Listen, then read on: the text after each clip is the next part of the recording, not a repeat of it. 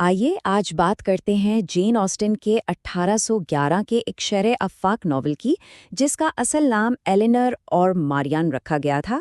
इस तफसीली जायजे में हम इस कहानी के ज़बरदस्त ड्रामे और उन मौज़ूआत को खंगालेंगे जो आज भी इतने ही अहम हैं। ये सिर्फ एक पुरानी सी कहानी नहीं है, बल्कि ये इंसानी फितरत और हमारे रिश्तों का एक इंतहाई गहरा और दिलचस्प मुताला है।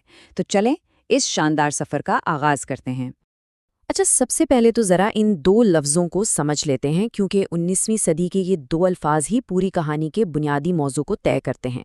यहाँ अकल यानी सेंस का मतलब महज ज़हीन होना नहीं है, बल्कि इसका मतलब है खुद पर काबू पाना, अपने रवैये में तवाज़ुन रखना और मुश्किल तरीन वक्त में भी सब्र और मंतिक से काम लेना। और दूसरी तरफ जज्बात यानी सेंसिबिलिटी से मुराद है अपने एहसासात के तेज़ बहाव में मुकम्मल तौर पर बह जाना और शदीद जज्बाती हो जाना। पूरी कहानी दरअसल इन्हीं दो रवैयों के गिर्द घूमती है। अब जरा इन दो किरदारों पर गौर कीजिए। ये दोनों बहनें एक दूसरे से बिल्कुल मुख्तलिफ हैं और ये देखना वाकई दिलचस्प है कि ये दोनों मुश्किल हालात और मोहब्बत का सामना कैसे करती हैं। एक तरफ 19 साला एलिनोर है जो सरापा अक्ल है, बिल्कुल प्रैक्टिकल, साबिर और हर हाल में अपने आप को कंट्रोल में रखने वाली, जबकि दूसरी तरफ 16 साला मारियान है जो खालिस्तन जज्बात की अलामत है, इंतहाई जज्बाती, जल्दबाज और अपने महसूसात में फौरन बह जाने वाली।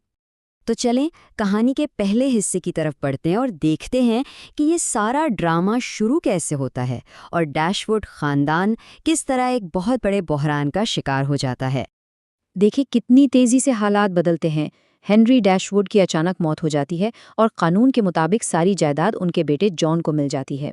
अब जॉन और उसकी खुदगर्ज बीवी फैनी मिसेस डैशवुड और उनकी बेटियों की कोई माली मदद नहीं करते। हालात इतने खराब हो जाते हैं कि उन्हें फौरन अपना घर बार छोड़ना पड़ता है और मजबूरन वो अपने कज़न सर जॉन मिडलटन की पेशकश पर एक छोटी सी जगह मुंतकिल हो जाते हैं, जिसे बार्टन कॉटेज कहा जाता है। अब आते हैं दूसरे हिस्से पर, जहां बात होगी एलिनोर, एडवर्ड और इस अक्ल यानी सेंस की, जो एलिनोर के हर फैसले पर हावी रहती है।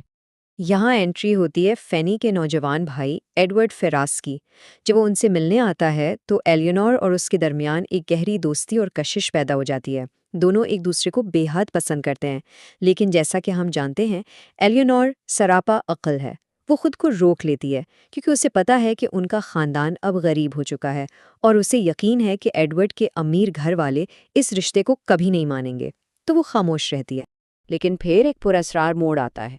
एडवर्ड अचानक लंदन चला जाता है और वो भी अपने जज्बात का इजहार किए बगैर। अब सोचने की बात यह है कि वो आखिर कौन सा ऐसा राज छुपा रहा है जो उसे